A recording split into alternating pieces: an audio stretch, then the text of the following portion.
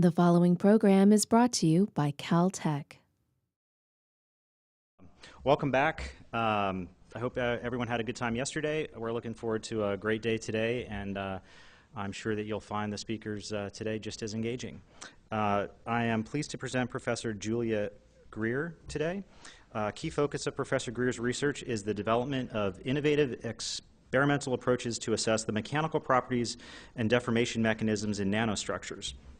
She received her Bachelor of Science degree in Chemical Engineering with a minor in Advanced Music Performance from MIT and a PhD in Material Science and Engineering from Stanford University, working there on nanoscale plasticity of gold in 2005. She's also worked at Intel Corporation in a mask microfabrication facility and was a postdoctoral fellow at the Palo Alto Research Center, where she studied flexible electronics. Professor Greer is a recipient of the WTN World Technology Award in Materials, TMS's Young Leaders Award in Structural Materials Division, NASA's Tech Briefs Award, DARPA's Young Faculty Award in 2009, and is one of 100 invited participants in the National Academy of Engineering's Frontiers of Engineering Symposium, Technology Review's Top Young Innovator Under 35 Award, and the NSF's Career Award, as well as the Gold Materials Research Society Graduate Student Award, and was recently featured as a rising star in Advanced Functional Materials.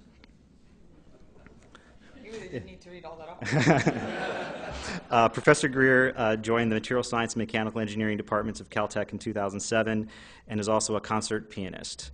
I am pleased to present Professor Julia Greer. Thank you. Wow. Thank you for this lovely introduction, and thanks to all of you for being here. I realize it's quite early, so thank you for making the time for this.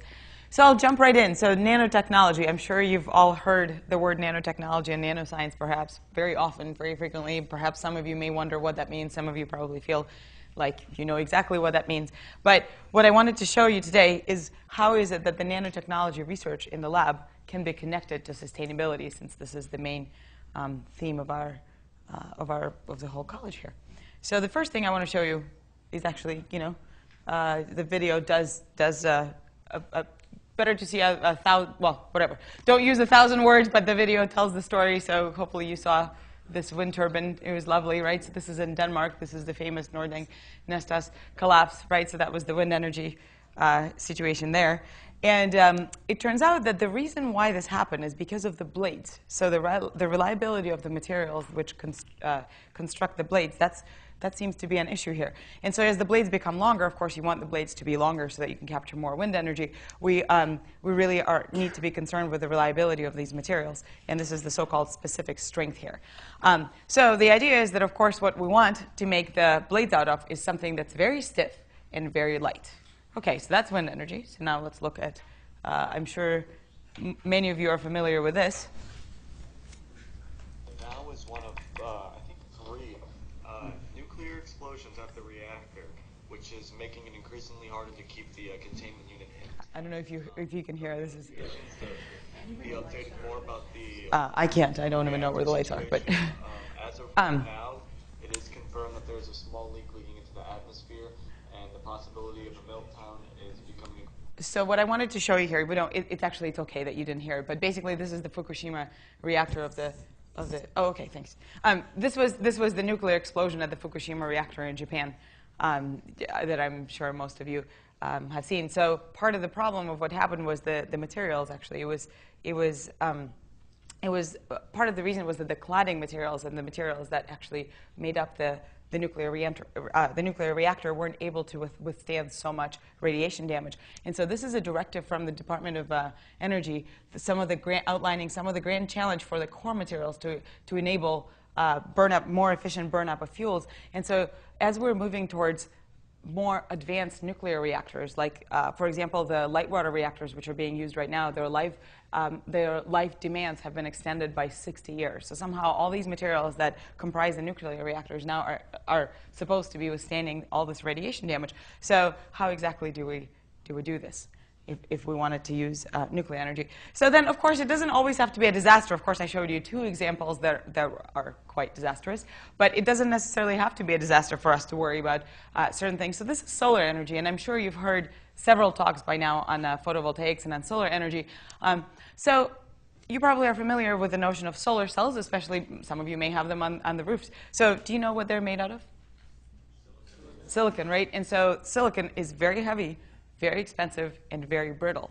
So if you look at this, this is this plot. This is the efficiency as a function of cost. These are all the silicon solar cells. So you can see they're quite actually. Right. First, second, and third generation photovoltaics. So this is the kind of commercial product that you can acquire today. So you can see the efficiency. It's okay. The efficiency is okay, but it's also very, very expensive.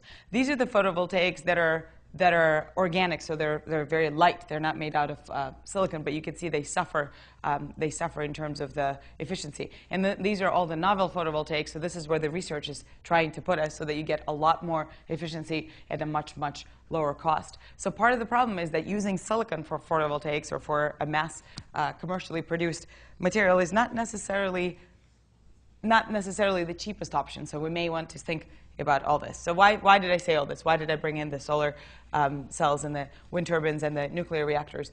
And with the idea behind that is that I'd like to focus on my talk to hopefully be able to convince you that it's the materials that pose the grand challenge in designing these materials. So if we want to truly rely on alternative energy, no longer rely on the fossil fuels, it's very important to understand the material limitations and help us guide us researchers in the lab, helping guide the industry towards being able to make these materials more and more reliable. So this is where I bring in nanotechnology. And I will show you the link. So between the materials that these particular applications are linked with and the materials that comprise their components through nanotechnology. So perhaps it's helpful to start maybe with the basics. So how big is nanoscale? So many of you must be familiar with nanoscale, I'm sure. So just to give you a little bit of a scale here. So this is 1 meter, right? So this is the silicon transistor. So we're all familiar with the notion of 1 meter. Then you go down in scale. So this is about a micron. So these are your red blood cells. We all have them. This is hopefully not all of us have the pox virus, but these are similar in size. Then of course we go to the smallest transistor. So this right here, this is where we're starting to get to the 1 nanometer level. So it's about 1/billionth of the diameter of your hair. That's how big a nanometer is. Okay, and I would like for you to remember this. Here we go. What's so exciting about the nanomaterials?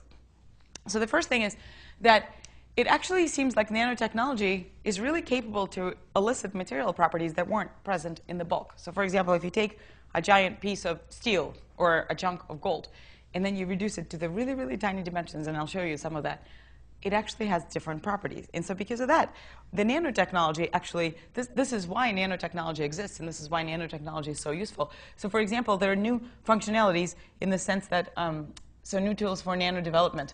For example, nanoparticles that are too tiny to see, but you can manipulate them. So why do you think it would be interesting to manipulate nanoparticles? What kind of applications do you know, can you think of, where nanoparticles are? Electronics, right? Like, for example, printing. So what you can now do is print inks. So you can print your entire circuit. You don't have to do these massive fabrication steps with the masks and with the etching and the deposition. You can actually print the entire circuits. And now you can print it in 3D. And for that, nanoparticles are very important. So here you can see light tennis rackets. So you've probably heard of carbon reinforced tennis rackets or something like that, right? Or for the airplane components. So what you want to do is reinforce your materials with very, very tiny carbon fibers, and then make them be very light and very stiff. So again, relying on the size. And then of course there's impact and energy in healthcare and nanoelectronics. So these are just some of the players in the field. So what are some of these new functionalities? So I chose an example that's probably something that most of you are familiar with, carbon nanotubes. How many of you have heard of carbon nanotubes? Terrific. OK, so just about everyone. So carbon nanotubes, so it's not these big things. It's actually these tiny little things. Those are the carbon nanotubes. So carbon nanotubes, imagine a sheet of graphene. Imagine chicken wire. And now imagine that chicken wire is actually, it's all carbon atoms. So it's a hexagonal lattice arranged in a honeycomb type arrangement, all full of carbon atoms, and then roll it up. So that's called a graphene sheet. And now you roll it up, and you make a carbon nanotube. Well, it turns out that these carbon nanotubes have amazing properties. The first, does anybody know what the amazing properties are? Of course, you can all read. So you're welcome to just read it off. But they're incredibly conductive. you can make them be way more conductive than silicon. They're also incredibly strong axially. So if you were to take one carbon nanotube and place this entire building on it, it'll be able to withstand that. They're extremely, extremely strong. So maybe you've heard of this space elevator concept. They really are very, very stiff and very, very, very strong. Of course, they've also, this is more recent, they've been found to be efficient storage devices for hydrogen and for lithium ions, and so perhaps they are useful in the batteries research. So it's generally unbound. So carbon nanotubes definitely offer quite a bit of potential. So, and then I've talked quite a bit by this point about strong, light, and stretchy materials. Not so much about stretchy, but strong and light materials, but you can also make them be stretchy. So what you can do is fabricate materials in a way nature does. So does everybody know what nacre is? Perhaps I'll explain what nacre is. Actually, you do. You just don't realize that you do. So if you go to a beach and you see these shells, these very hard shells, right? And you open it up and they're a little bit pearly inside. So that inner layer, the pearly surface, that's actually called nacre. So what nacre is comprised of is these platelets. These are the ceramic platelets all around here, and this is what I'm showing in the, this is a real image of nacre. With a tiny, so it's about 99% ceramic, but all the soft phase that's all around it is some kind of a protein. And these things are extremely robust. So you can imagine a crab comes over and like clicks on the shell, really trying to get to that mollusk. But the shell doesn't break, right? The shells are really, really strong and tough, but they're all ceramic. And we all know that ceramics are brittle. So there's something about this microstructural hierarchical design that makes these materials have new properties and make them be a lot stronger than you may imagine the ceramics being, and it's all because of the nanoscale. So some more examples of the nanostructures. One distinction I would like to try to make here is that there are two different kinds of nanomaterials. One of them is nanostructures. And these are the standalone structures that are the size of 1/1000th of your hair. For example, these are carbon nanotubes and nanowires, that's schematically shown here. This is not a schematic. This is an actual nanopillar made in our lab by one of my graduate students.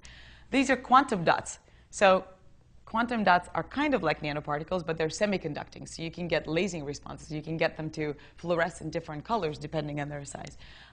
These are nanoelectrical mechanical systems made at Sandia National Labs to make all sorts of little robots, and then some biological systems. In contrast to that, they're also nanostructured materials. And what that means is that even though the amount of material is very large, their characteristic length scale inside is very, very small, the nanometer scale. So for example, these are all little nanograins. So the scale bar here is 100 nanometers. And then each one of these grains is about 7 nanometers in diameter. So even though this material is large, you can pick it up. I could have brought it here. But the components that it's constructed of are very, very small. Nanoprecipitates, DNA molecules, and these are the nanoparticle inks that I was telling you about. So there are two different categories, if you will, of these types of nanomaterials.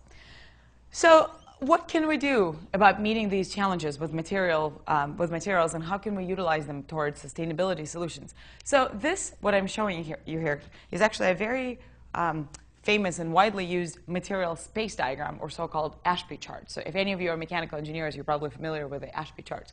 So what this shows you is the property space. So this is Young's modulus. Right, so modulus of elasticity, how far you can stretch the material, how much force you need to apply to stress this material, as a function of density.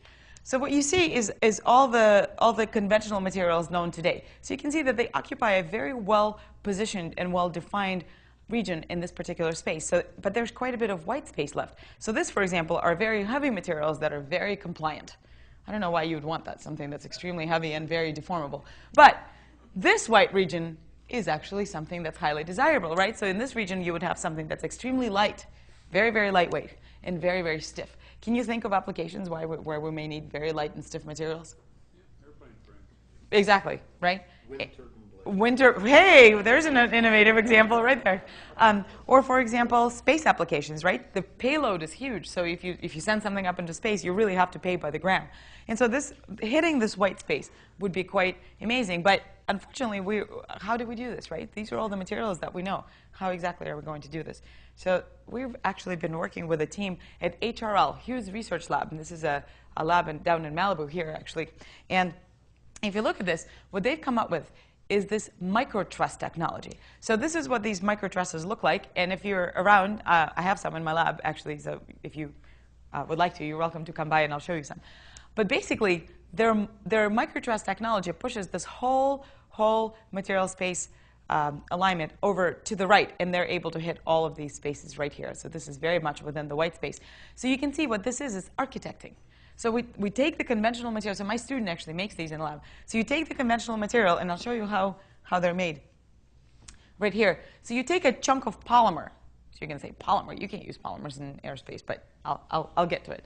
So here's a polymer, and you use the technique called a two-photon lithography, such that you can create this very periodic cellular, almost, microstructure in the polymer. So you can see this is exactly what they look like, right? So that's what it looks like in the polymer.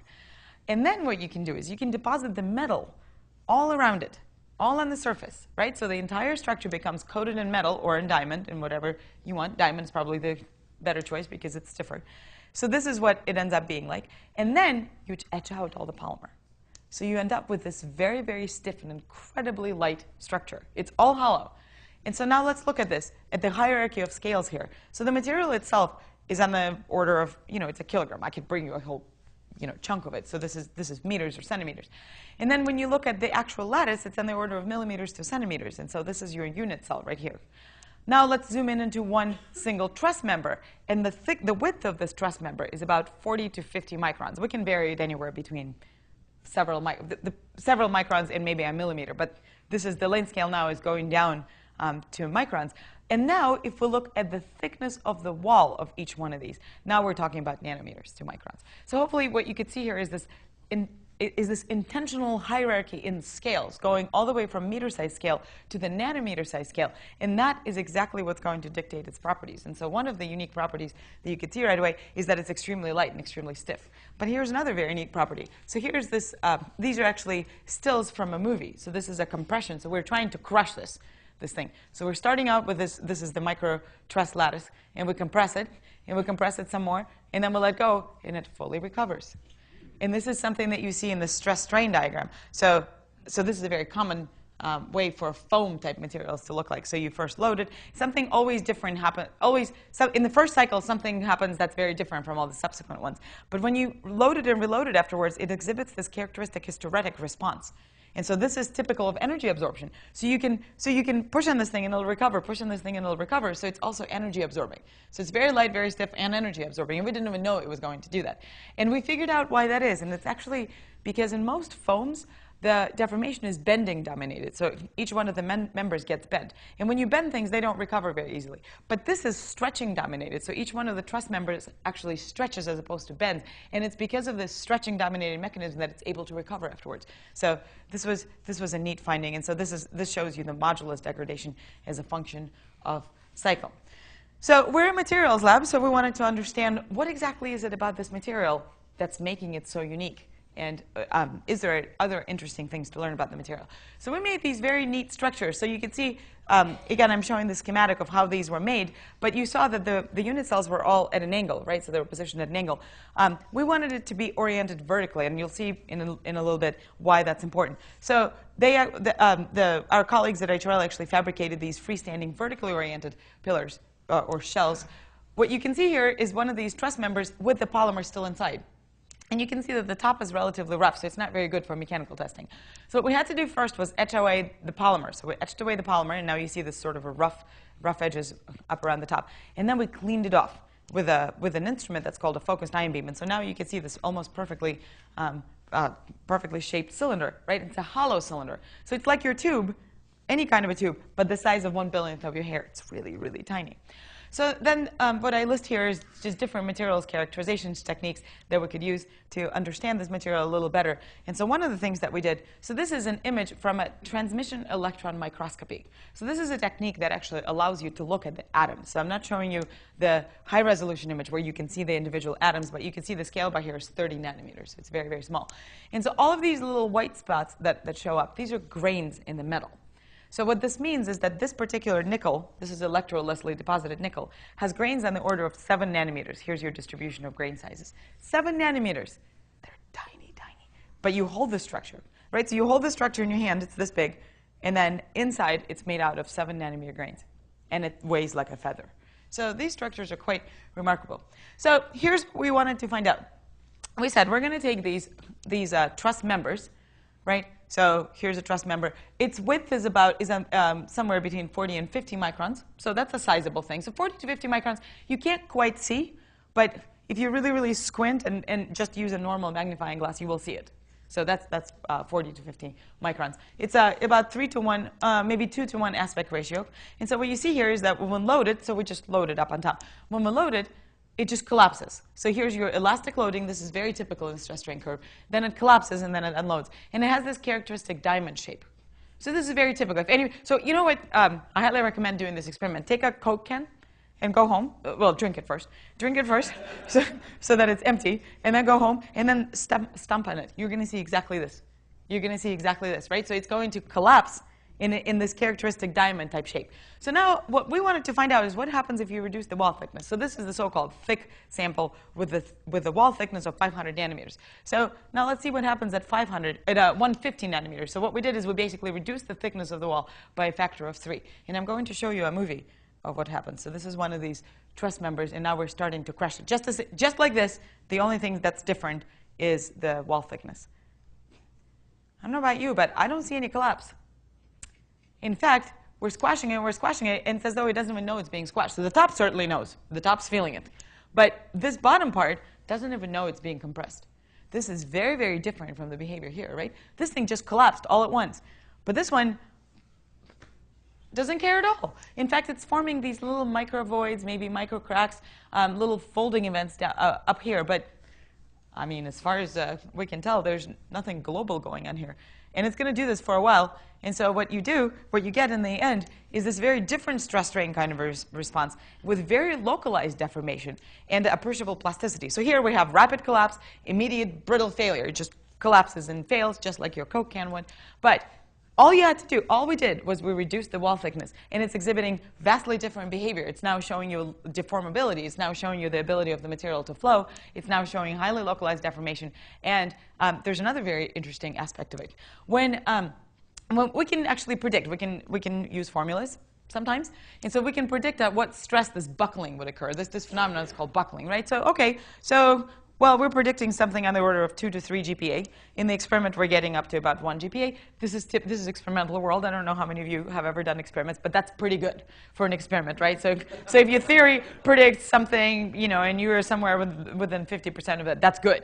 In fact, at least you can explain it through, the boundary conditions are different. The experiment may not be so clean. There may be some misalignment issues. So you can certainly wave your hands a lot and convince people that this is OK. But here, the strength is 99% lower. Good luck convincing people that there's something about the boundary conditions or something about the setup of the experiment. So 99% lower, what that means is that this is not what's going on. This is not buckling. This is a totally different phenomenon. You can't really use classical predictions to understand that this is what's happening. And all we did was reduce the wall thickness. That's it. So hopefully you're starting to see where I'm getting at. So another example. Carbon nanotubes. So I told you that a single nanotube is very, very stiff, right? But what happens when you combine them into giant forests of carbon nanotubes? So there's an acronym that some of you may have heard. It's VACNT. It's a big acronym. So it's vertically aligned carbon nanotubes. So that's what these are. So this is a relatively thick film. It looks kind of like hair, right? So each one of these carbon nanotubes has the diameter of about 20 to 50 nanometers. But there are thousands and thousands and thousands of carbon nanotubes inside of them. And so these are just some of the examples. Some of them are from our group, like these, for example. Some of them aren't from our group. And what you see is that they also deform by forming these localized buckles. If you take a bunch of hair or a sponge and you collapse it, you're not going to see these buckles. So this is something that's very unique that the nanomaterials offer. And here it is. Here's the same message. It's something about the hierarchy of structures. Because when you look at it from zooming in 100 microns or so, they all look vertically aligned. They all look like a very well-brushed head of hair. And then when you zoom in a little bit, what you can see is that it's actually a relatively isotropic sort of foam-like network. So all we did was zoom in. And then when you zoom in even further, each individual nanotube is about 20, maybe 10 to 20 nanometers in diameter. So it's kind of like a continuous material, but not really, because it consists of all these individual strands, which are nanostructures, as opposed to nanostructured materials, which is what I showed you before. So what happens here? So we like working with these cylindrical geometries. And again, the reason why we like that is because we can figure out what stresses and strains are. Generally, when people talk about strengths and stiffnesses, what you really are talking about is stress versus strain. And so that's the kind of data we generate and we look for. And it turns out that in these cylindrical geometries, it's actually pretty straightforward to figure out what the stresses and strains are. So people believe us, and we like having credibility when we talk to people. So what you can see is we've made, actually, these are our colleagues at JPL. They made these cylindrical bundles full of carbon nanotubes. So again, each one of these carbon nanotubes is 20 nanometers in diameter or so.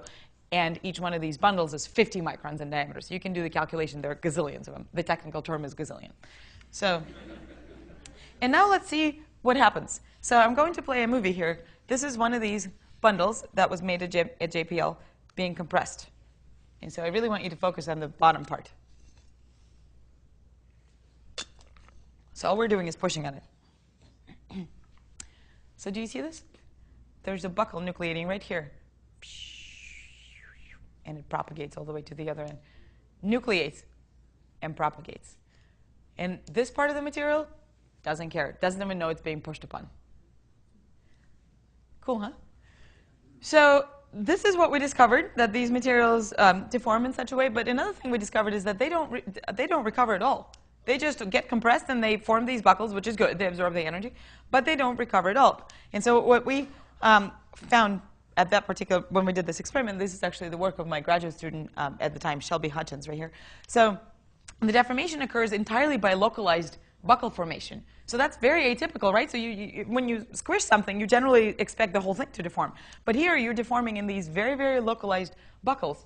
What happens? So we have some other colleagues that made carbon nanotubes for us. So these were made at Georgia Tech. And the same thing, nominally the same, exactly the same material. Look what happens here. OK, so now we're forming buckles. But the buckles are forming all at once. So there's no nucleation and propagation, right? So here it was very clear that it propagates laterally. These guys don't propagate laterally at all. And in fact, it forms this waist-like feature. And we're compressing it almost all the way to the substrate. So the substrate is silicon. This is very hard silicon that they're sitting on. And look what happens when we remove the load. It's fully recovering.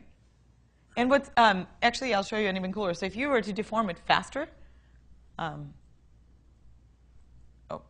I guess I'm not going to show you what happens if you were to deform it faster. But what you can see is that, sure, there's some residual buckles, but it recovered almost all the way. You can see it recovered to about 10%, 90%.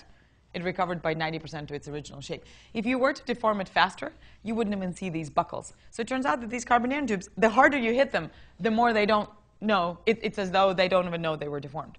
So it's a very kind of a neat property, right? So if you wanted to make a protective, if you wanted to protect a sensitive device and it fell down, or somebody stepped on it, that would be a great protective layer, right?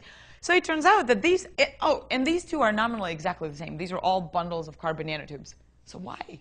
Why is it that this thing recovers, forms buckles, and is fully elastic upon unloading, and this one is permanently deforming? So these are the kinds of questions that we like to ask ourselves. So to show you, to zoom in a little bit in trying to understand this permanent deformation. So this is what the buckles are doing. This is the nucleation and propagation of each one of these buckles. And this is the corresponding stress strain curve. So you can see that there are little wavy undulations in the stress strain curve. And each one of them corresponds with the buckle formation. So what this behavior is typical of is that of foams. So if you take regular polymer foams, right? So maybe some of you go to the gym. So you know those mats?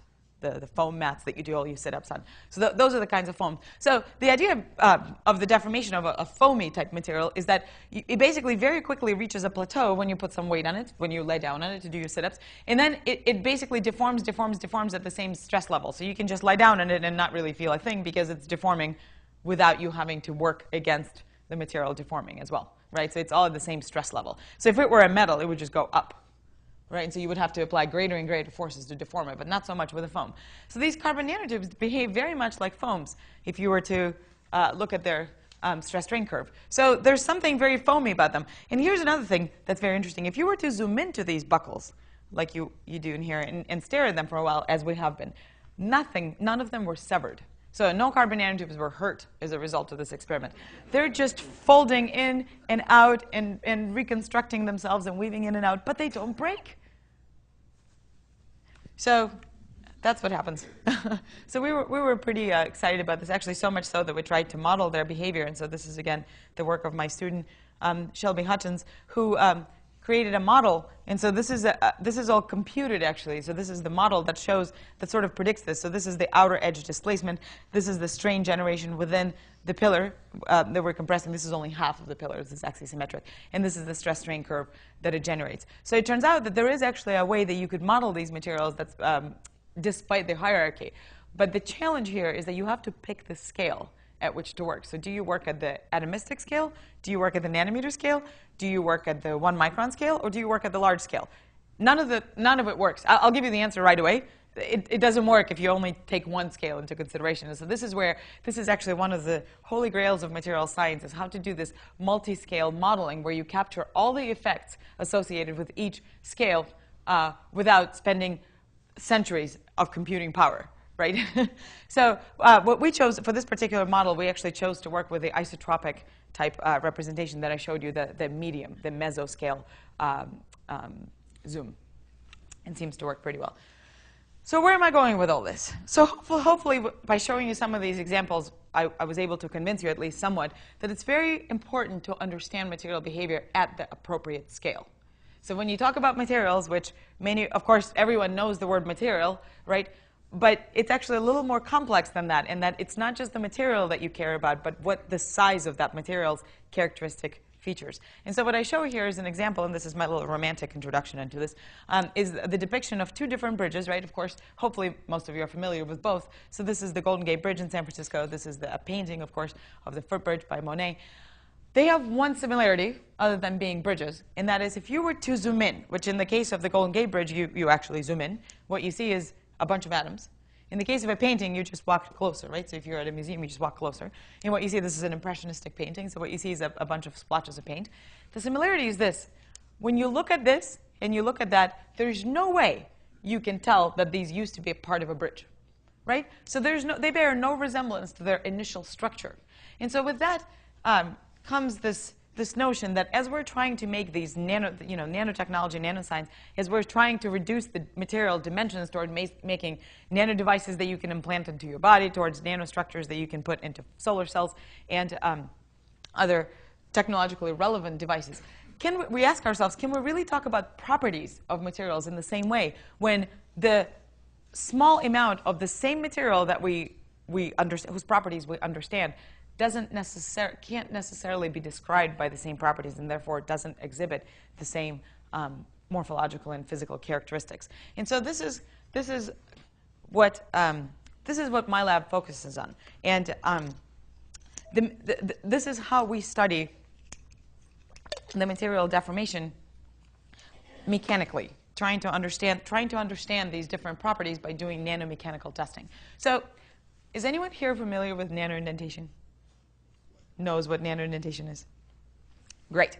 This is a nanoindenter in our lab. So this is an actual instrument. It's one of these instruments that's very straightforward to run the experiment. You know, there's some experiments that people work on for years and years and then they don't work. This one is not one of them. This one is very simple. You have a sharp diamond tip. You have some material. You come out. You can do it on the table here. And you come in and you push into it. And then you get some kind of data, which looks something like this. A load is a function of displacement. So yeah, OK, very simple to do the experiment, but very challenging to interpret the data. So this is one of those, there's always a trade-off. So it's either easy to do the experiment or easy to interpret the data. Actually, nothing is ever easy. But in this particular situation, the actual experiment is relatively easy. But one thing is, so remember how I told you what we generally care about is stresses and strains. But this particular technique generates the load as a function of displacement response, which is not as useful. Sure, you know what force you need to apply, and sure, you know how far you were able to deform it, but that doesn't really tell you what the strength of the material is, right? So that's actually one of the disadvantages of this technique. Another one is a typical parameter to obtain by this technique is hardness. So hardness is the material's intrinsic ability to resist permanent deformation, right? So how hard something is means how well is it able to counteract you, right, as you're trying to deform it. So if you look at the hardness as a function of the indentation depth as we're going deeper and deeper into the material, you see something very interesting. You see that it's higher, it rises at shallower indentation depths, right, which means that if we poke the material just a tiny little bit, it appears to be much harder than if you were to go in depth. Whoa, what's going on here? Why? Are materials stronger when they're smaller? Well, why would that be the case, right? So it turns out that in the nanoindentation, specific to nanoindentation. The reason why that happens is because the deformation is highly inhomogeneous. So you may imagine you're putting something very, very short, you're imposing something very, very short into, very, very sharp into the material. And so the material has to stretch a lot more directly underneath the indenter right here than elsewhere, right? So you're pushing it, and so it has to stretch a lot in some regions, and it has to stretch only a little bit in some other regions. This is called a gradient in strain. So when you're straining it, it's inhomogeneous, and so it's because of the presence of the strain gradient that we see this increase in hardness. So then we have to ask ourselves, well, wait a minute, hold on. So on the one hand, it appears as though materials get stronger, but on the other hand, you're telling me that you're doing this by nano-indenting it. So is it that the materials get stronger, or is it because of the way that we're deforming them that we're observing this response, right? So we have to be really careful to understand this. So this is where we come in the sense that we're developing we've already developed, actually, experimental techniques which would still probe the deformation of these nano-sized volumes, but without the associated strain gradients. And so that way, at least we get to say, well, we didn't impose any strain gradients like the nano-indentation people did, so whatever response we see doesn't have anything to do with the strain gradients. So let's see what happens. So what we do is we still use the nano-indenter, but we no longer use the sharp tip. We now make a flat punch out of it, and we make Nano-pillars out of our material. So this is, remember when I showed you a Nano-pillar? That was one of the examples of nanostructures. So we make these Nano-pillars, and they can have any microstructure that you wish. They can have grains, they can be single crystals, they can be made of different kinds of materials. And so it turns out that when you do this uniaxial kind of deformation, uniaxial compression, and you get the load displacement data, it's very readily converted into stresses and strains. So that's a big advantage of this technique, that you no longer have to rely on this load displacement and try to understand what the material is doing. But this is exactly how you can actually measure the material strength. So why bother? When we don't know something, what do? We go to the god of all information, Wikipedia, right? Go to Wikipedia, and we'll look up what is ultimate tensile strength. Well, OK, I'm not sure how many of you can see this, but I'll read this for you. So the ultimate tensile strength, it turns out that it's an intensive property, and therefore its value does not depend on the size of the test specimen. So what does that mean? That means that if we take a chunk of steel that's this big versus a chunk of steel that's the size of my finger, or a chunk of steel that's the size of my earring, and we'll pull on it, it should have exactly the same strength, right? It's size independent. All right, so let's just make sure that this is correct. OK, so this is some kind of a strength, and this is some kind of a size, and this is a log-log plot. So that means that this is not really linear. I don't know about you, but it seems to me that it's very much size dependent. And in fact, so much so that smaller is stronger. So this is log-log, right? So this is not a linear dependence. This is this kind of dependence. So I'm plotting here 3 different families of metals. This is face-centered cubic metals, things like copper, gold, aluminum, nickel. These are hexagonal close-packed metals. These are magnesium, titanium. These are body-centered cubic metals. These are all the So for example, nuclear reactors are made out of alloys with body-centered cubic structure. For example, tantalum and molybdenum and tungsten and chrome. And each one of them differently, but exhibits some kind of a smaller or stronger effect. So this is called the size effects.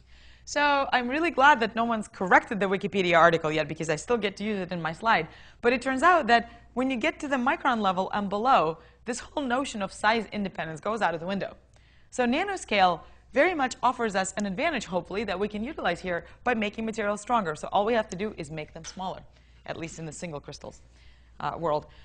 But we're scientists, so we want to understand why that happens. So it happens because of the unique behavior of the defects inside, and I'll go a little bit more into this. But first, I wanted to show you how we do our experiments.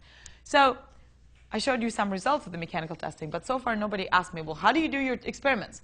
So I'm glad you asked. So this is how we do our experiments. So without this part right here, this would be an SEM, or a scanning electron microscope. And many of you probably are familiar with an SEM, have seen it before, maybe even operated before, right? So this is just a standard SEM that we bought. And then what we did is we worked with a company to build a nano-indenter-like module that is shown schematically right here, such that the structure that you're interested in deforming is oriented orthogonally to the electron beam. What that enables us to do is look at the deformation of the gauge section only. Right? So whatever is happening, so we weren't satisfied with not being able to see what we were doing in this nano-pillar compression technique, right? So in the nano-indenter, you can't see what you're doing. But now that we built this instrument called Cementor, you can see everything that you're doing, and it's amazingly empowering when you can see what you're doing. So what we also decided to do is conduct tensile experiments. So not just push on things, but so pushing on things you can just do blindly like this. But pulling things, you have to see things. So we made our own tension compression grips. So with these parts, we can still do the compression. We can push on it.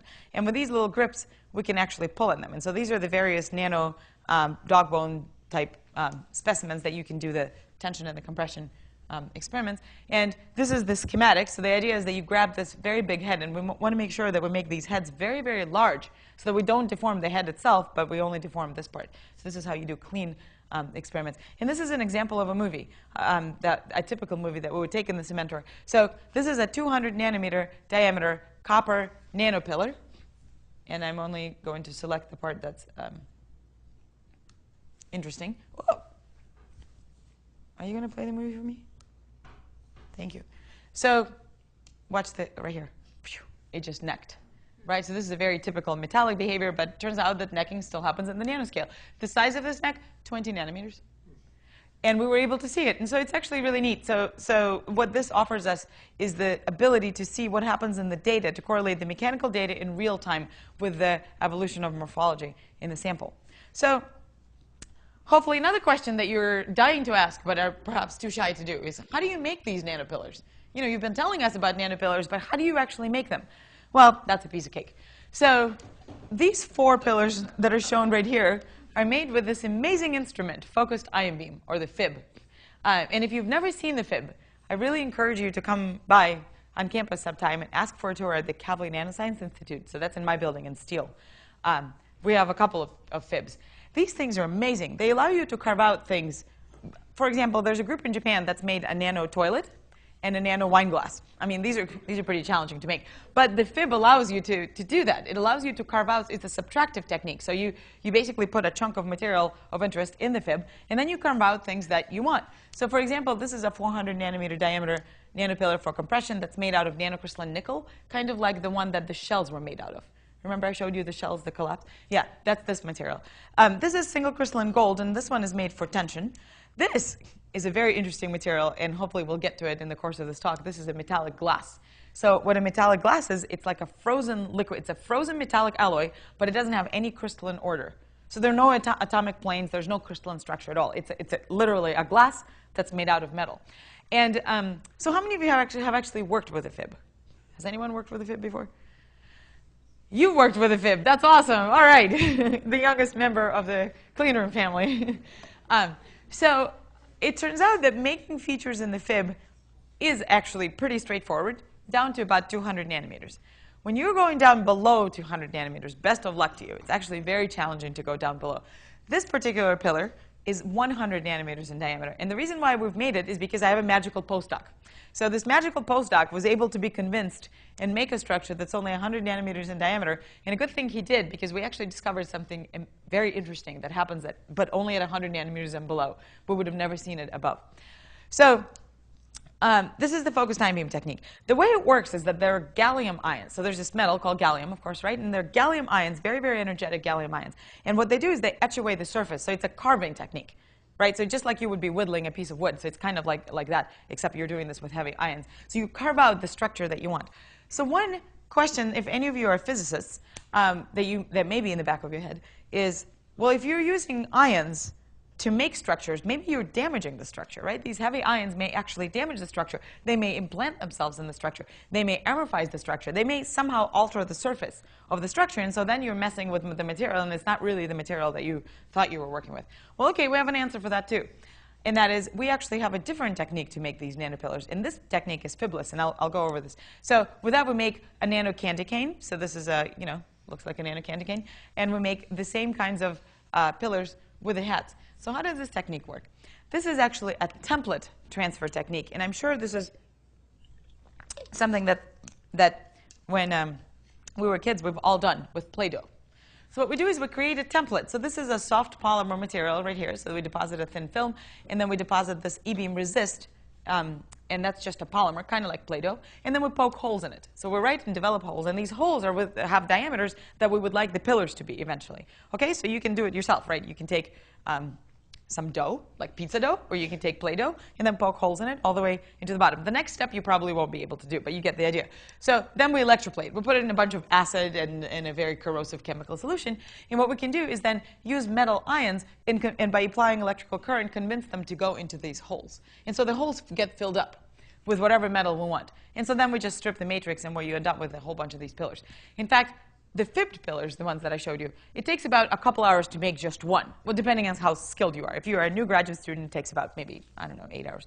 But if you're a particularly talented student, or if you're a very persistent student, you can get it down to about 30 minutes to make a single pillar.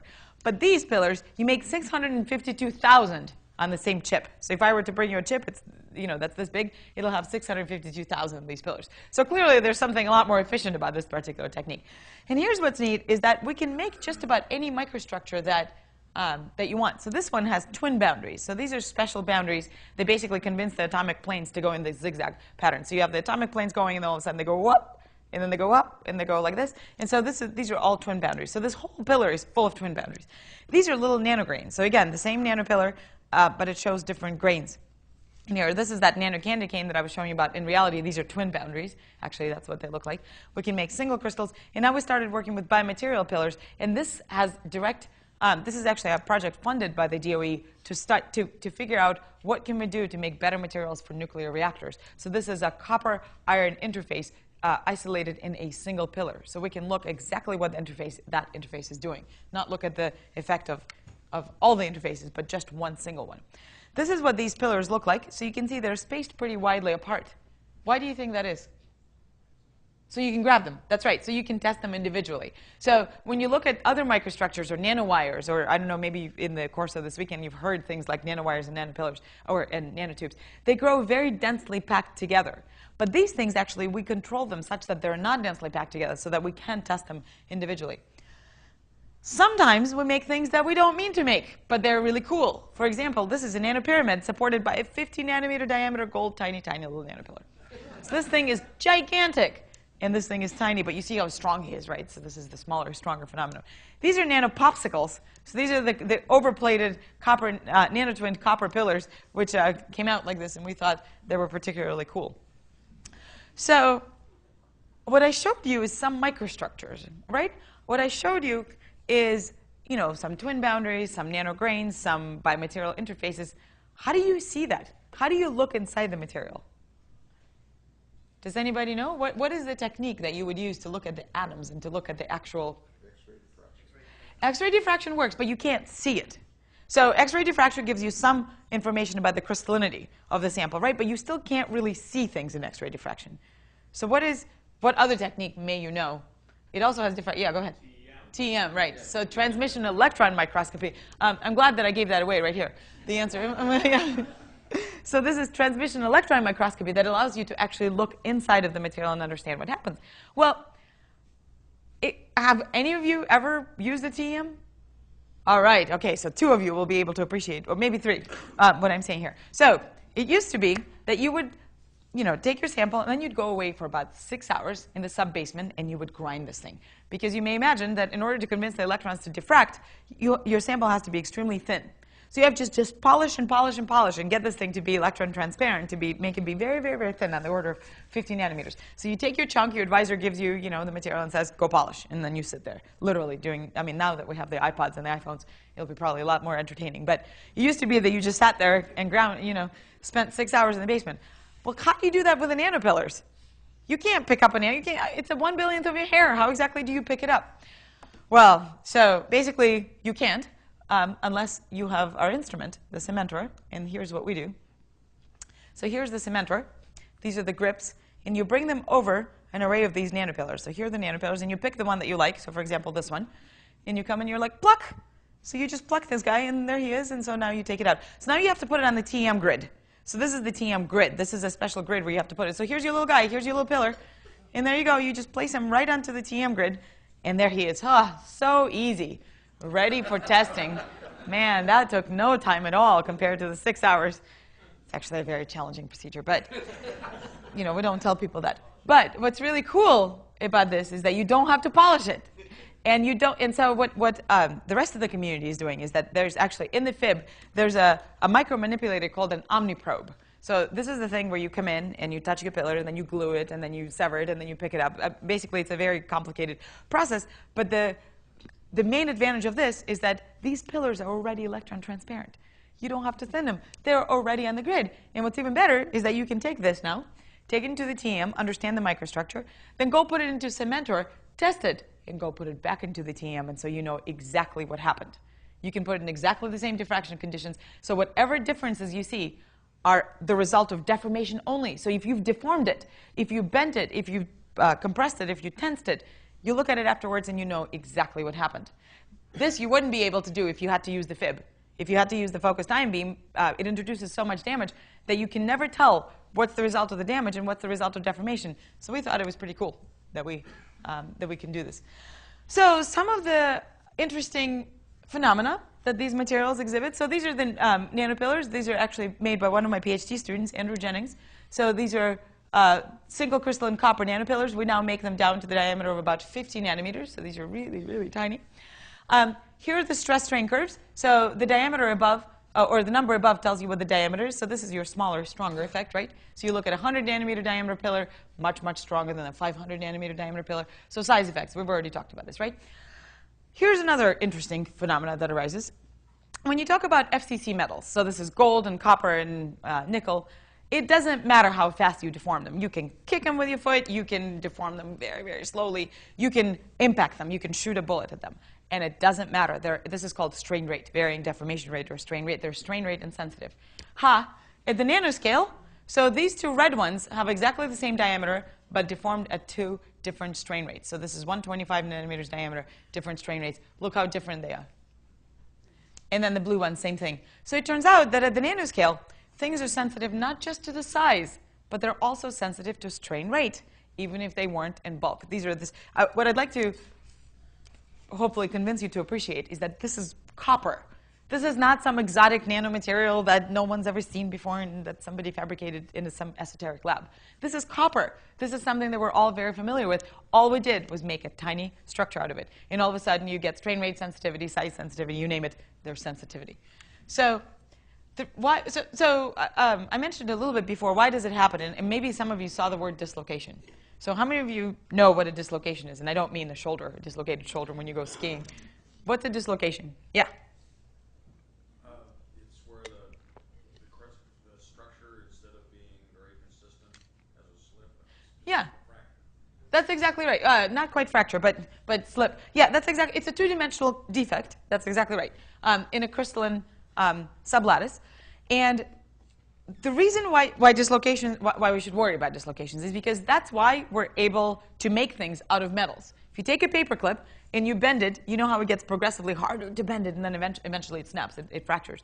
The reason why is because we're multiplying dislocations, a lot of dislocations, each time we bend it. So anytime you plastically deform a metal or any kind of crystal, you're actually moving and manipulating dislocations. You didn't even know how powerful you were. But anytime you bend a metal, you actually are doing just that. You're making more and more dislocations, thousands, millions of dislocations.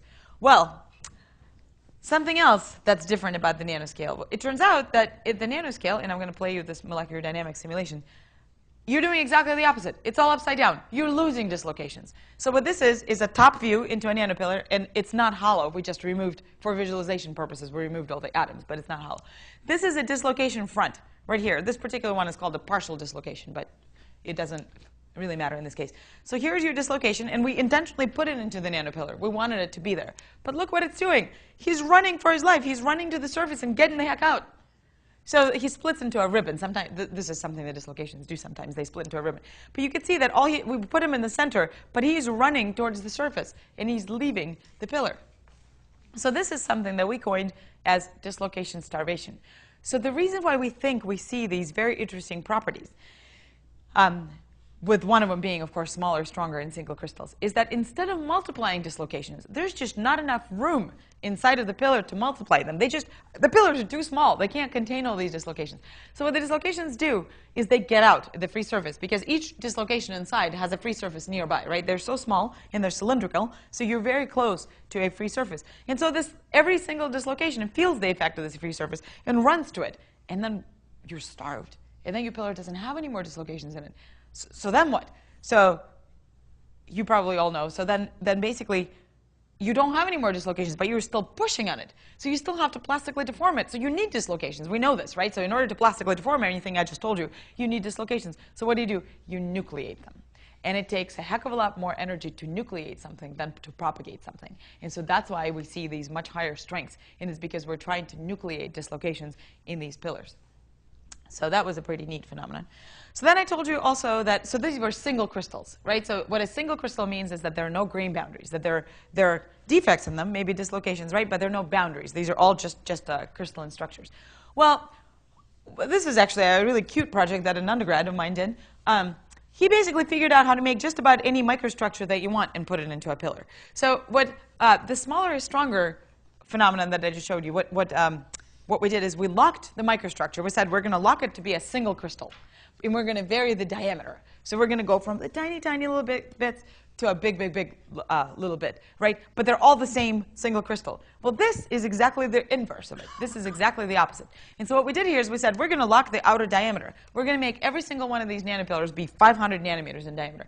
But what we're going to change is the internal microstructure. So we're going to start out with a single crystal. Here's your schematic.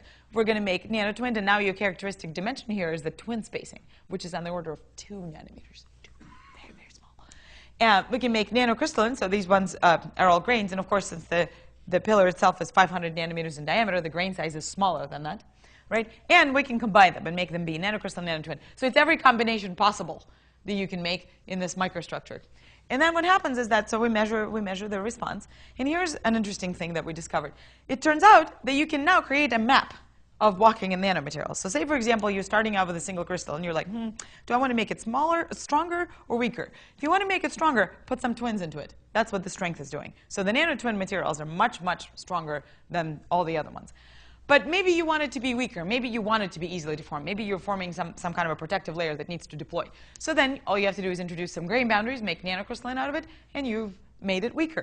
So now say you're a nanocrystal and you want to do the same thing. Well, you only have up to go. You can either remove. So basically, it turns out that removing grain boundaries, or it turns out that introducing twin boundaries always makes things stronger, and introducing grain boundaries always makes things weaker. So now you can really engineer your materials, your wind turbine blades, whatever it is that you're trying to make, to play and tune their strength by controlling their size and their microstructure. So we felt pretty powerful about this until we came to the next material, which offered a challenge. So these are the metallic glasses that I was telling you about. OK, let's all take a deep breath. So this was all crystals. We're not going to talk about crystals anymore. Now we're going to talk about something that's very amorphous. Does anybody have crystalline-related questions since we're moving on? Boring, huh? Well said. All right. When you were talking about when you put the Georgia Tech and the JPL carbon nanotubes up there and they behave differently, what kind of repeatability do you have on the crystalline structure? Or do they behave the same every time? They do. I should mention, and thank you so much for asking this. I should mention, so carbon nanotubes are different. They're not single crystals, right? So they're different materials. Very repeatable and very consistent. So we think, and I imagine that where you're getting it is why, right? They're nominally the same. Why do they behave so differently? So we think, so nobody knows. The great answer to this is that I don't know, but that's not because I'm not smart enough. Well, maybe it is because I'm not smart enough, but it's because nobody else knows either. There are some speculations, and partly it could be because of the density.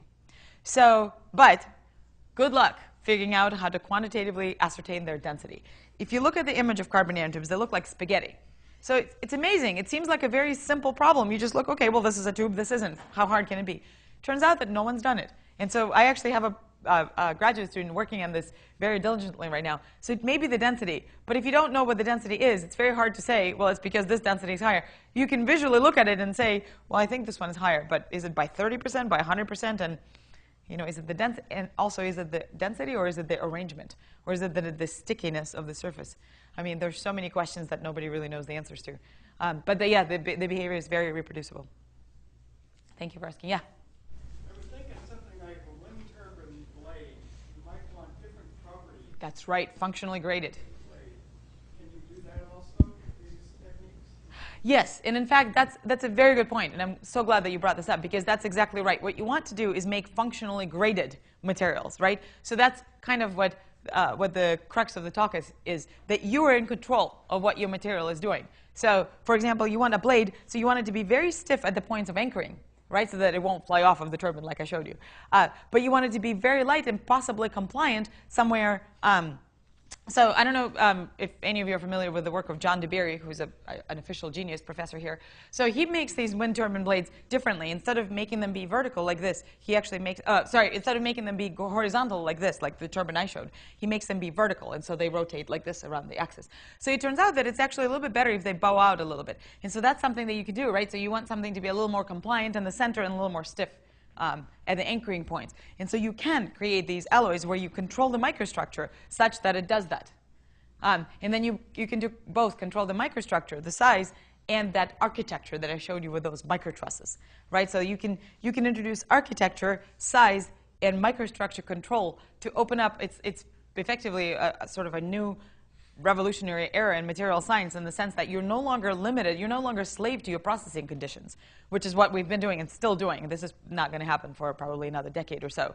We still are very much slaves to the processing routes. We know how to make ceramic, we're going to make ceramic, and all the improvements have been very incremental, in the sense that, well, we'll throw something else in there, we'll turn this knob, we'll turn that knob. But what our research is showing, ours and certainly many other people's research is showing, is that you don't have to do that anymore. You can actually manipulate by doing this bottoms-up approach, where you can control the microstructure such that you make the big structure have exactly the properties that you want. So not say, I know that I can create these properties by having this process, so make the process and then say, well, this material exhibits these properties. Now you say, I want these, so you can pick and choose. You go, you have a shopping list, and then you say, well, I want it to have this stiffness, and I want it to have this strength, and this kind of fracture toughness, and this kind of weight, and then you throw all this together, and this is where we really need this multi-scale modeling tool, because you can't really just do the experiments for each one of these. So it would be really great if we had some kind of a modeling tool which said, okay, so you need this material with this grain size, of that architecture, and voila, here you go.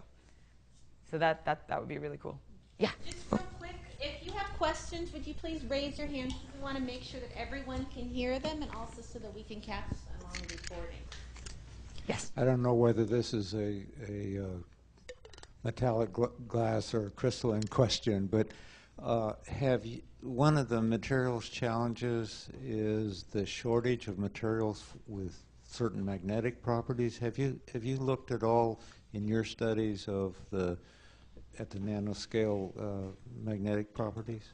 So we haven't looked specifically at the magnetic properties. Thank you for asking that. But we have been working with magnetic materials like iron and cobalt, and nanocrystalline nickel is actually pretty magnetic as well. The beauty of working with nanoscale is that you only need a tiny, tiny little bit of material. So if you can get your magnetic properties out of very small structures, then there's right there a natural way to reduce the amount of material. Yeah, I don't know if anyone is studying nanomagnetism here, but maybe in physics or in applied physics. That would be a very interesting question. I think we have a question right here in the center.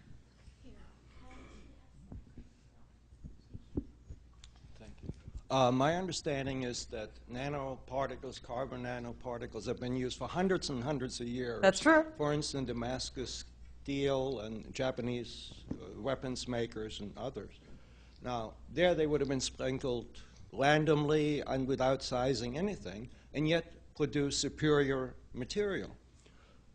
When you have a structure where you have understand how it behaves, and those parts of it were sprinkled into other materials, do you think there's some element of predictability how the larger material is going to behave? That's exactly, that is exactly the most important point that I was trying to make. And thank you for bringing this up. That's exactly the point of multi-scale modeling. The idea is exactly this. You understand what your material is doing at the nanoscale because of the certain attributes of its microstructure and size. And then you say, how can I now proliferate that to the larger and larger scale, just like the hierarchy of structures that I showed you, so that we know what the large material at bulk scale is doing. Because, of course, you can't build a plane out of nanopillars, right? So that's exactly what we're doing. That's exactly what this research is doing. That's exactly what there's a new program solicitation for proposals that just came out. It's called MURI from the Department of Defense, and that's exactly what they want. They want predictability in material science. So what they want to do is basically tell me how to construct give me a model that's, of course, the atomistic models can't be very large, right? So that's a huge computational cost. So what they want is give me a model that tells me that these materials will have these properties, and then show me how you're going to proliferate these properties onto the large scale so that we can build a plane out of them. So that's exactly right. That's exactly what is happening. It doesn't exist as of yet. So right now what exists is the experiments at each individual scale. What doesn't exist is a transparent mechanism of how you use the output of one as an input into the other. So that because they're not linked, because they're based on such fundamentally different principles that there isn't a ready available mechanism of feeding one scale into the ever larger one. Yeah, but that is you're right on. I mean, that's the holy grail of material science. All right, do we have any more questions? I'm happy. In fact, I was ready to move on to the metallic glasses, but I really wanted to make sure to give everyone a chance to ask questions. And also, please, I really mean it, please keep it interactive. If you have questions as I talk, don't hesitate to ask. You don't need to remember your question until the very end. All right? Yeah, okay. Okay, you prompted me. Okay. All this is marvelous, but having worked with structural engineers on aircraft structure, and it would be the same for your wind turbine blades and all that, the thing that sizes the structure is pragmatically what can you establish as to the smallest flaw size in the material that you're using, that either by the process is highly controlled and or by inspection you can establish that the flaw is no more than a millimeter, a half a millimeter, or whatever. So, you know, these wonderful properties are great, but if when you build a large structure, you've got flaws in it, that's going to size the whole structure. Absolutely. You're absolutely right. So it's actually, what you're bringing up here is a very important point, which is damage tolerance. So this is yet another new thing. So people don't care as much about the strength anymore, but they care a lot more about the damage tolerance, right? And so this is exactly what you're getting at with the flaw size and the fracture type properties. So so while we don't have a way to control the flaw size distribution, what we can do and what we're starting to do, and this is a brand new effort, no one's ever done nanofracture toughness testing. And I don't know if any of you know why that is, but the reason why is because you can't meet ASTM standards at the nanoscale. So anytime you do fracture toughness and the flaw distribution and everything that, of course, you would care about in the aircraft industry, you have to take special care to design your specimens according to these ASTM standards. Otherwise, your fracture toughness test is meaningless, right? And so that's when you intentionally put in a flaw of a particular size, and then you measure how the crack propagates. Is it catastrophic? Is it subcritical? Does this growth occur? Well, so when you have these nanostructures, according to the ASTM standards, your width and your length and the thickness have to be much, much larger than the flaw size, and so it stops being the nanoscale at that point. So you can never meet the proper conditions to get the K1C, which is what you want. But we're actually starting to work on this, because what you need to do nanofracture toughness tests is an instrument where you can see what you're doing. So we happen to have one, but not too many other labs in the world do. There's some. You need to have the fabrication technique where you can intentionally pre-plant a flaw of a particular size with particular dimensions at a particular location. So you need to have some kind of an instrument where you can take the structure and then say, I want a flaw right here, and I want it to be penny-shaped, right? And the third thing you need is the ability to measure the crack opening displacement. So we're starting to do this, but you hopefully can appreciate the challenges with doing nanofracture toughness. So what we're now doing is these nanolaminate composites where we pre-plant an interfacial structure. We're working actually with a Sikorsky helicopter on this. So it's a composite structure where we're trying to pull it apart with a flaw containing in it. And then once we understand the behavior of a single flaw, then we can start populating and have a distribution of flaws and start looking into that. So that's a sort of a long answer to your question, but hopefully that's yes. But damage tolerance is a huge, huge thing, and it's not just for the wind blades. It's actually for the nuclear reactors. It's for everything, and that's where tensile rather than compressive testing becomes a lot more important, where you rip things apart. All right. Any more questions? All right. So just briefly, I'm going to go into the metallic glasses because this is another A very interesting behavior we discovered. So metallic glasses, just like I said, they're made of metals. There's nothing glassy about them. I shouldn't say this. They are glasses that are made out of metals. So they're not the glass that you're used to looking at. You know, they're not windows. They're not transparent. And if I were to bring a metallic glass plate and a metal plate here and just put them side by side, and in the beginning of my talk, if I were to drop two balls on it, the metal on metal ball would probably bounce for a little bit and then would dissipate and then would stop, right? We've all done this before. The metallic glass one would be jumping even now. It's just going to continue jumping for like hours. The reason why is because it doesn't have any dislocations. So it doesn't have any mechanism to dissipate that elastic energy, right? That energy of the impact. It doesn't get dissipated. So they're fantastic materials, for example, used in golf clubs. So there's a professor here, Bill Johnson, who is one of the pioneers of metallic, actually probably the pioneer of metallic glasses. So you can take your golf club, right, and then your elastic recoil is great, and so it makes a terrific drive. So, but they have to deform somehow. Well, so they're fantastic. They're very strong. They're corrosion resistant. They have very high elastic limits. So wouldn't it be great to use them? They have one tiny little Achilles heel, and that is that they catastrophically fail by shear banding. So these are these so-called shear bands. So actually, Apple just bought a technology from Bill Johnson's company. So now all of your iPhones are going to have casing out of metallic glasses. But watch out, don't drop it, because if you drop it, it's going to fail by shear band, and then there goes your cell phone. I'm actually kidding. It's not going to fail, but that is one of the very characteristic features of the metallic glasses. And small-scale components, specifically for phones or sensors applications, they're very lucrative for that because their elastic limit is just very, very high. So how does it happen? So they don't have any dislocations. So why is it that they form these shear bands? And so this is a movie that I'd like to show you schematically. So you can see right here little dots. So these are called the STZs, or the shear transformation zones, right here. And bam, it just formed a shear band. So these little STZs are on the order of 100 atoms. So this is much, much smaller than the Nano-pillars I was showing you, right? So the 100 nanometer Nano-pillars are much bigger than these so-called STZs. And what I showed you is this molecular dynamics simulation where you see a whole bunch of these STZs coalescing together and forming these shear bands. And so this is your shear. This is that catastrophic shear band. So what we wanted to find out is what happens when you reduce the size of these metallic glasses. They don't have dislocation, so we really can't talk about dislocation processes. So what happens? So this is this magical postdoc I was telling you about. So he made the Nano-pillars all the way down to about 200 nanometers in diameter.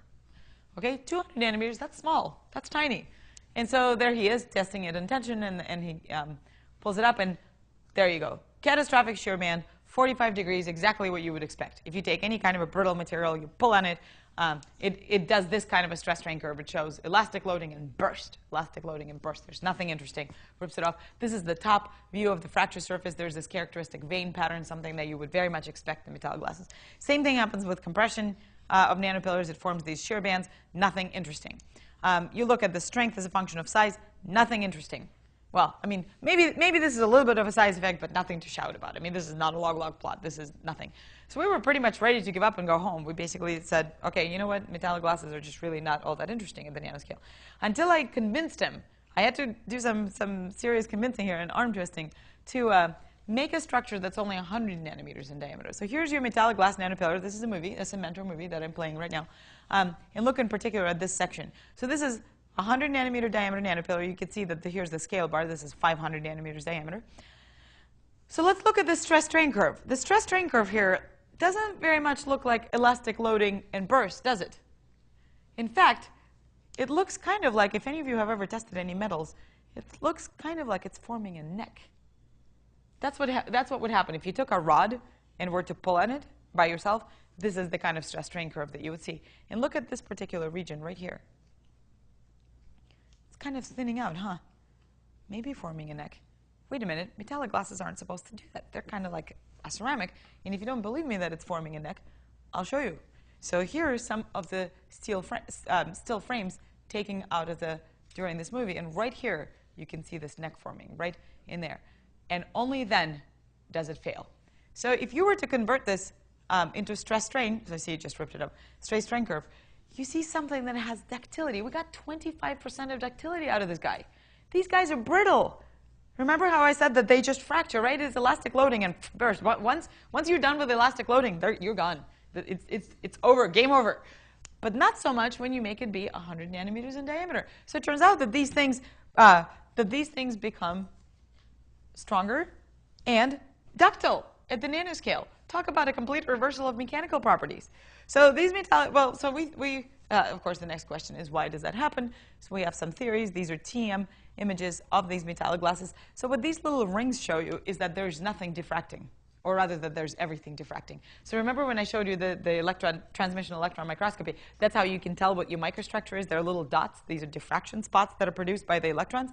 Now, no spots are produced by the electrons here because it doesn't have any crystallinity. So it remains amorphous. It doesn't form any crystallites, but it becomes completely ductile, and it work hardens. So I don't have very much time left, so I'm going to skip through something. So how can we then utilize the behavior of these metallic glasses? We actually make nanolaminates out of them. So these are some TM images of these nanolaminates. This part that doesn't have any features in it, that's the metallic glass.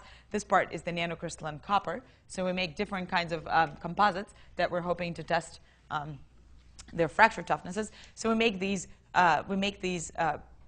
tensile specimens, right? So we basically make these nanolaminates, and there may be 10 or 20 in them, and then we make these tensile specimens all along the edge so that we can come and pull on them and see what happens. So I can show you a couple more movies. So this is one of those nanolaminate structures. So you can see how big the head is. What's the diameter of that? This one is huge. See, so this is 3 microns. So the thickness of each layer is 100 nanometers. So the thickness of each metallic glass layer is 100 nanometers, with the thickness of each nanocrystalline copper is 16 nanometers. But this structure consists up to a micron. It's a micron tall, so there are 10 of each layer. And you can see, so this particular postdoc was lazy, so he didn't do a movie concurrent at the same time, so I'm kind of giving away the answer right away. Oh, there it goes. Hopefully you didn't miss the punchline, right? So it was very brittle. So the point I'm trying to make is that it's very important how you test it. So it turns out, so we were testing them parallel to the nanolaminate direction, right? So they're very thin. We're testing them parallel to the nanolaminate direction. We get nothing interesting happening. Well, but maybe we kind of do. So if you were to look at the ultimate tensile strength as a function of the thickness of the amorphous layer, and so what I'm showing you here is that here's the 1-to-1 ratio, right? So you make these AB, AB, AB, right? So this is 1. So it's not very strong, and it's not very ductile. And this is a pure metallic glass, right? So you're increasing continuously the thickness. It has this kind of behavior. So it turns out that there's an optimal spacing. There's an optimal thickness of these metallic glasses that give you the combined ultimate tensile strength and ductility of these nanolaminate composites. So you can now play with them. You can now tune your thickness. And metallic glasses are a little bit hard to make. So the less material you need, the better it is. And so it's better to have the nanolaminates where you don't have to make the entire structure of metallic glasses. And the advantage you get is that now you're capitalizing on this nanoscale effect without making nanostructures, right? So you can make these in bulk. These are nanolaminates, right? But each individual thickness of the metallic glass layers is very small, and now you can really tune your properties. So why does it happen? Well, these are all the peculiarities of the nanoscale, and this is why I have a job, because these are all the questions we ask ourselves. You know, why does that happen? So I'm getting close to the end of the talk here. This is to bring us back to the particular example. So I showed you the examples mainly focusing on the stiff and lightweight materials through architecting and controlling the microstructural dimensions. But so going back to, for example, this is the example of the nuclear reactors. So these are the grand challenges that DOE actually posed to us as a community. How do we make these materials that are resistant to failure under extreme conditions, right? This doesn't have to be nuclear reactors only. This is relevant to the planes. This is relevant to any kind of corrosive environments, to wind turbine blades if they're in the rain, or any kind of an extreme environment, be it temperature, be it pressure, be it environmental effects. How do we do that? So what I want to show you is what happens during irradiation. So this is a molecular dynamics simulation. So say this is radiation damage, right? So nuclear reactor. So what happens is a so-called collision cascade. So it's one impact. So it's one impact at 30 keV that just goes into, I don't remember what the material, oh, it's iron, alpha iron. Yeah, so you can see it creates a huge, huge collision cascade. One impact of one very, very high energy ion. You can see that it completely destroys the iron. right? And this is, of course, in real. So you can see these are the seconds going here, right? So this happens extremely quickly. So it completely destroys your structure, and it's massive. The damage is massive.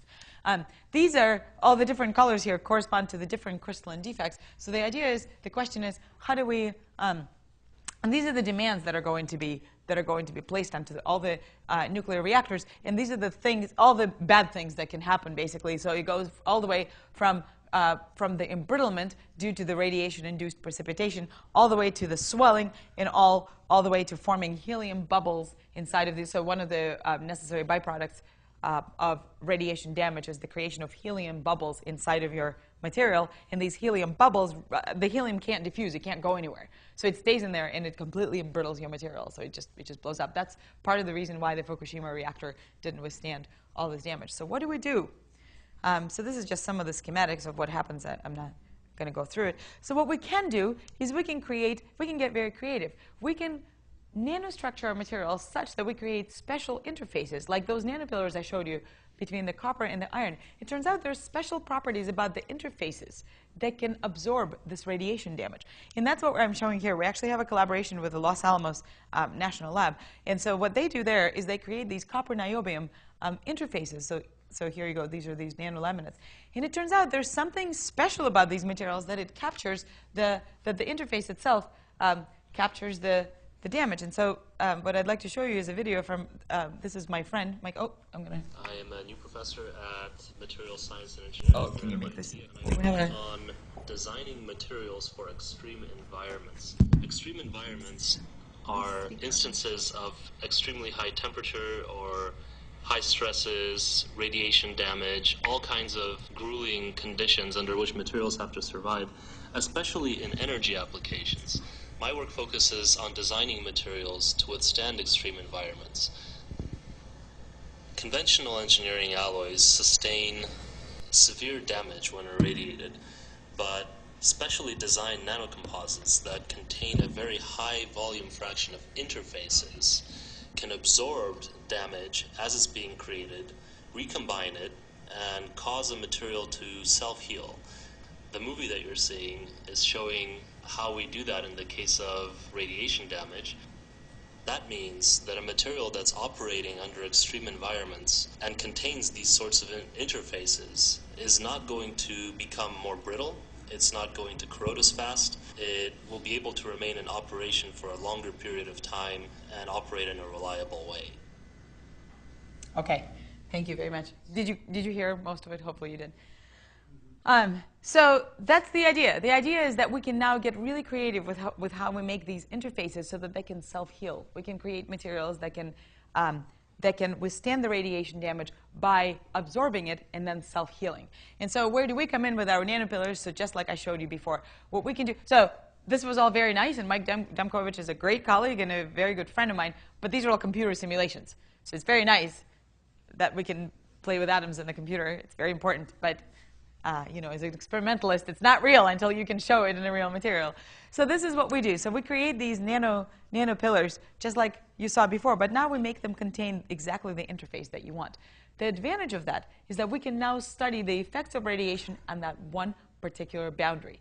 The pillar geometries give you that flexibility. So we actually just last week sent off our samples with these copper-iron interfaces to Los Alamos, and Mike Demkovich and our friends there are going to irradiate them with the helium atoms. They're actually going to intentionally implant helium and also drive very heavy radiation damage into them so that we can then mechanically test them and see what exactly is happening at that interface. So this is probably the most direct way. This is how we're going to do it. This is probably the most direct way to test these kinds of materials, irradiated materials, and really be able to tell, connected to the nuclear materials community. I'm not in the nuclear materials community, but these are the kinds of tests that would be really helpful to them so they really know what exactly is happening in the material, not as a result of molecular dynamic simulations, but as a result of physics-based testing. And just to show you, this is what an irradiated structure looks like. So all of these white points that you see, all of these little loops that you see, this is all radiation damage in a real material. This is not simulated. And we're completely running out of time. I was going to tell you also a little bit about some of the photovoltaic work that we were doing. So this is probably at the discretion of the audience and the people who organize this. So it's probably about 10 more minutes, but if you're tired, I fully understand, and we can just wrap up right now. So how about this? Whoever wants to hear about photovoltaics, I'll tell you a little bit. Whoever doesn't, please feel free to leave, but let's take just maybe a couple more questions on everything I talked about up to this point. Is that fair? Is that okay? I don't know. Okay. Yes? Yeah. So just a question on the radiation damage. Is there not that much neutron activation? Is that something you have to worry about? Absolutely. Oh, a lot of Okay. neutron activation. The thing is, you can't address all the problems at the same time. So the one that the particular one that we're focusing on is grain boundary embrittlement, or a boundary embrittlement due to helium formation. Yeah, there are many, many side effects, and neutron damage has absolutely something to worry about. We think that this is a pretty clean experiment in the sense that you can really link. You know exactly the dose of the radiation. You know exactly what your boundary is doing. And so if you can link the mechanical properties to that, then you know what you're doing. So we like that. What was the time scale of that self-healing? Nanoseconds. Nanoseconds. Nanoseconds, yeah. Yeah, molecular dynamics simulations, unfortunately, one of their, I didn't tell you, this is a dirty secret of the molecular dynamics simulations community. Their strain rates are extremely unrealistic. Their strain rates are times 10 to the 9th per second, times 10 to the 15th, up to 10 to the 15th per second, which is kind of like shock loading in real life, right? And the reason why is because they can only simulate things on the order of femtoseconds up to nanoseconds, right? It would take all the computational power in the world, multiplied by a factor of a gazillion, to actually simulate a real life structure. So the tricks that they do is they make periodic boundary conditions, they make all sorts of tricks to make it seem like it's a big material, but the problem is that it's a trade-off. It's the time scale. So there's two gaps right now. There's a temporal, there's a size gap in the sense that they can simulate structures that are much, much smaller than the real life, but a much more important one is the temporal one, so the time scales are not quite realistic. But with the extreme environments, it is actually quite close because the damage actually happens on the order of nanoseconds. So that's why it's pretty powerful. It's a lot of information, I understand, but so if you have any more questions, I'm quite happy to answer. Yes? What's the time scale of the healing process? Oh, I think this is something that was just said. So that's also on the order of nanoseconds. Yeah, because you may imagine that the disorder happens at the same time as the healing takes place, right? So they're occurring in parallel.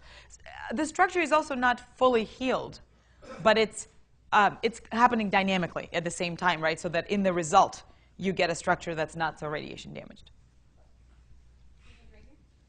Yeah. You're absorbing these things in an STM, which is irradiating them with electrons. Does that also create any damage, or is that a much lower level than the damage of the other radiation that you're subjecting them to? Great question. It's actually SEM, not STM, but I didn't know. Oh, you said SEM. Yeah, yes. We're irradiating them with heavy ions. So one of the disadvantages of the focused ion beam, and the reason why we're able to carve things out, is because it's the same kind of radiation damage. I mean, it's much, much lower energy, of course. But that's why we don't image things in an ion beam, because that's destructive. We image them in the electron beam. So in fact, the electron energies are much, much smaller, and they don't really damage the structure. That's why you're able to visualize them. But this is a great question, because that's something that every graduate student who comes into who wants to make any kind of nanostructure has to worry about if they use the FIB, the focused ion beam. Because you make the structure with the ion beam, but you really shouldn't look at the structure with the ion beam, because you do one scan and you destroy your pillar, right? So you have to be very careful. So you have to look at it. So it's a dual beam system. So you make the structure with the ion beam, but you look at it with an electron beam. Yeah, that's a great question. Thank you. I think there's a question way in the back there. Just to make sure I'm understanding this, it sounds like, for example, with the carbon nanotubes, this is being led by experiment. The models are pretty far behind. And I'm trying to figure out why that is, and maybe that's because the nanotubes are big enough. Quantum mechanics only works to about 400 atoms, and the larger scale modelings aren't as good, I guess. Is that right? This is a terrific question. This actually goes exactly to thank you for asking, the hierarchy of scales. So the reason why there are atomistic models that exist is because you can construct a very, very small unit cell and then make periodic boundary conditions. So there's your infinite material, right? So whatever it is that you're observing in your computational cell, in your unit cell, which can be 200 atoms by 200 atoms, and that's already pushing it. That's already very large.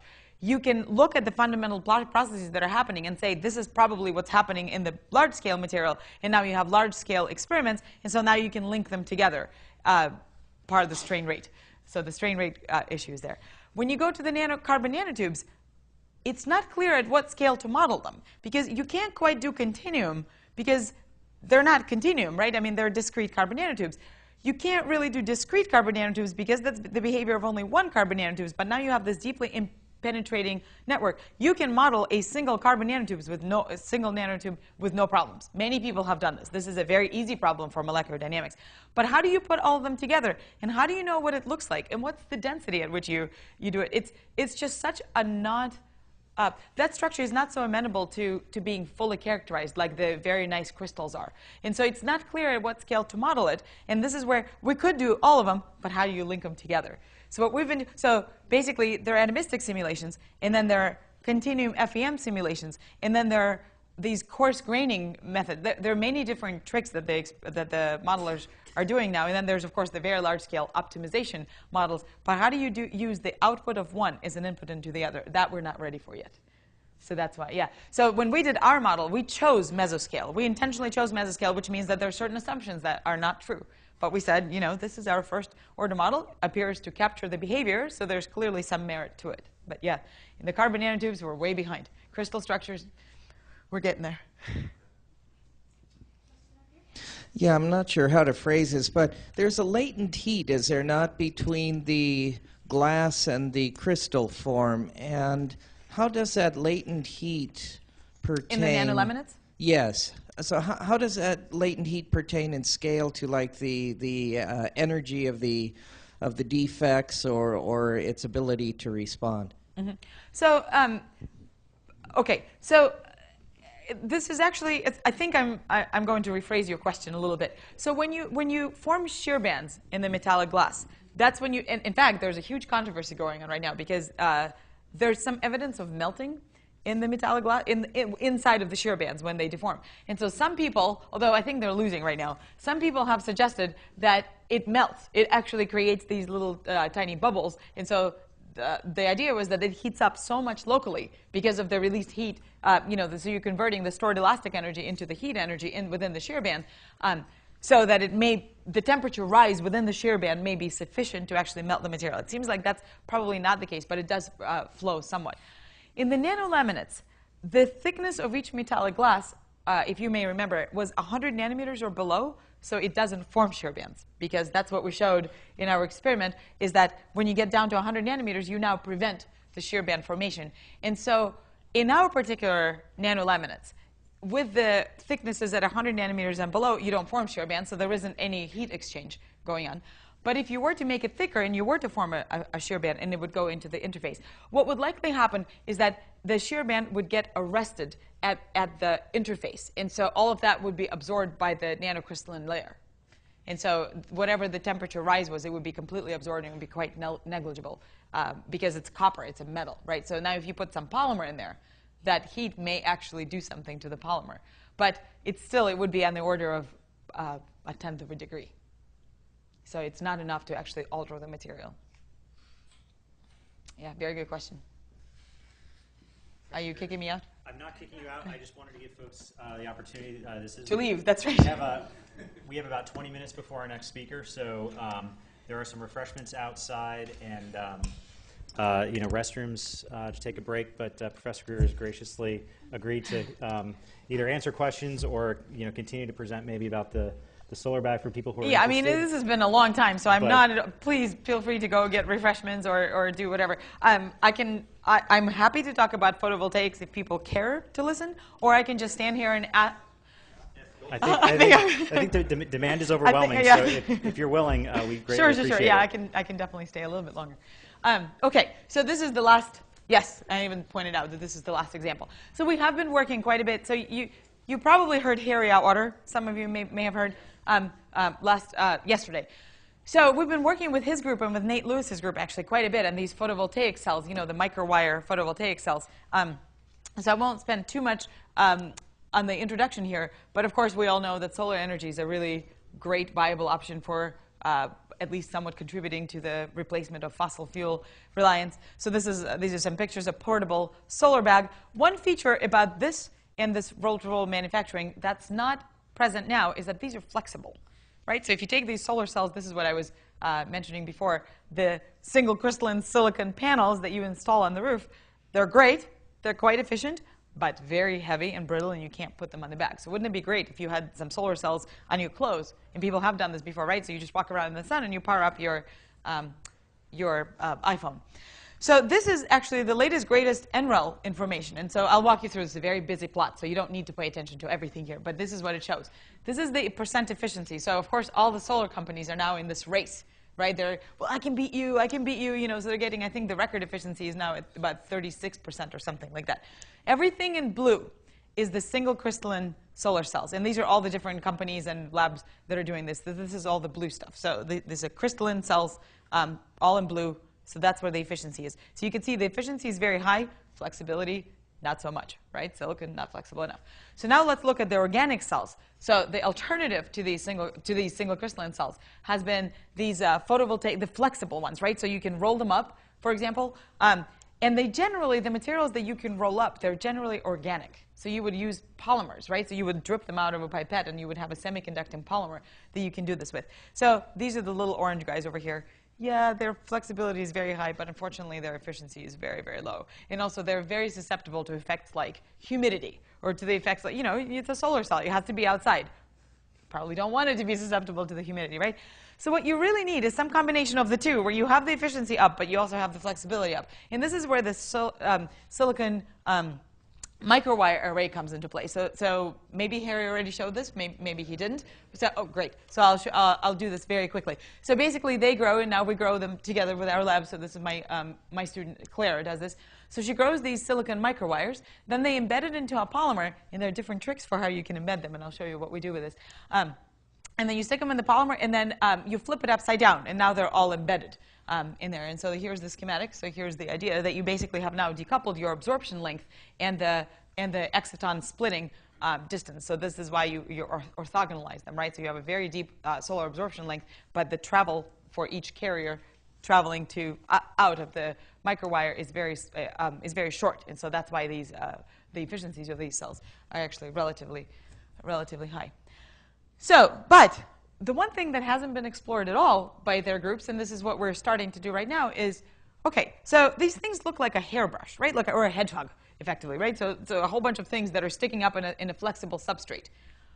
So if they're super dense, they're no longer flexible, right? I mean, if you just put them, if they're all touching each other, that's not really flexible anymore. You can't really roll them up. But their efficiency is very, very high.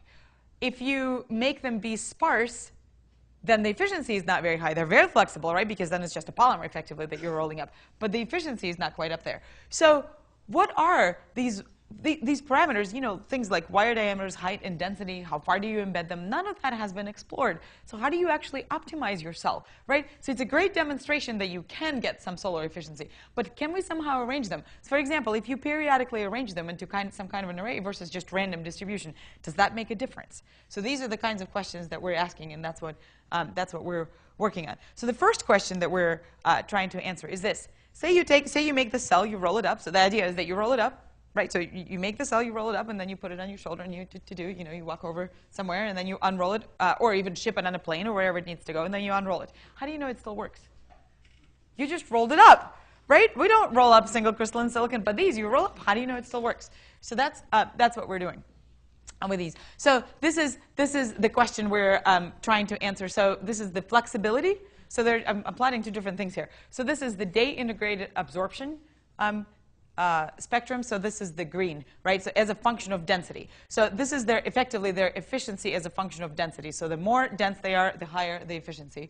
Okay, so that's good. But this is flexibility as a function of density, calculated by two different theoretical, these are analytical predictions. So you see that they cross, right? So you see that the more, so this would be the wire packing density. This would just be single crystalline silicon. So of course it's not flexible at all. So this is very stiff.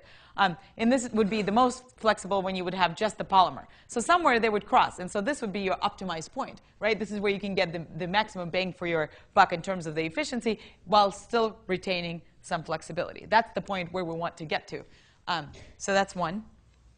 That's one aspect, right? So that's what I'm showing. So from a polymer to polymer with wires to single crystalline silicon. And then the second question is, how do we know that it won't pull out? How do we know that they won't break? So there are different ways of how you can stick them into a polymer.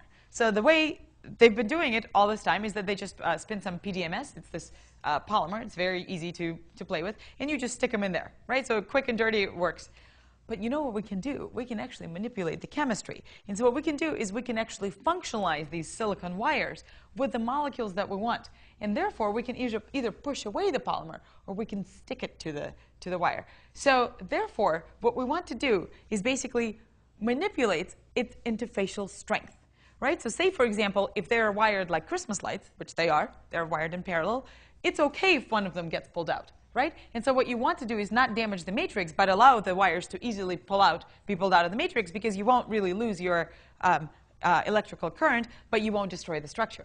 On the other hand, so that would be one plus for making them not adhere to the structure very well. On the other hand, if you flip it upside down and they all pull out, that's also not so good, right? So you really want to optimize this adhesion energy. And so we've been doing this by chemically functionalizing them. And so we're putting different kinds of molecules, different kinds of functional groups onto these silicon nanowires. And perhaps you may guess why. And that is so that we can do the wire pull-out test, because that's what we know how to do. So this is, I have to tell you, this is an ingenious thing that my student did. So you've seen all these cementer videos, right? Those were taken with the cementer because our video capturing capability was working. This poor girl, Clara, so the cementer video capturing broke on her. And so there she is doing her first test. And she's trying to lift this thing, and she can't get the video. So what does she do? She whips out her iPhone. And she's doing the experiment, and she's doing the video. So that's what this is. This is actually an iPhone video that she took during her experiment, because for the first time it worked. That's why I apologize for the quality. This is Clara's iPhone video.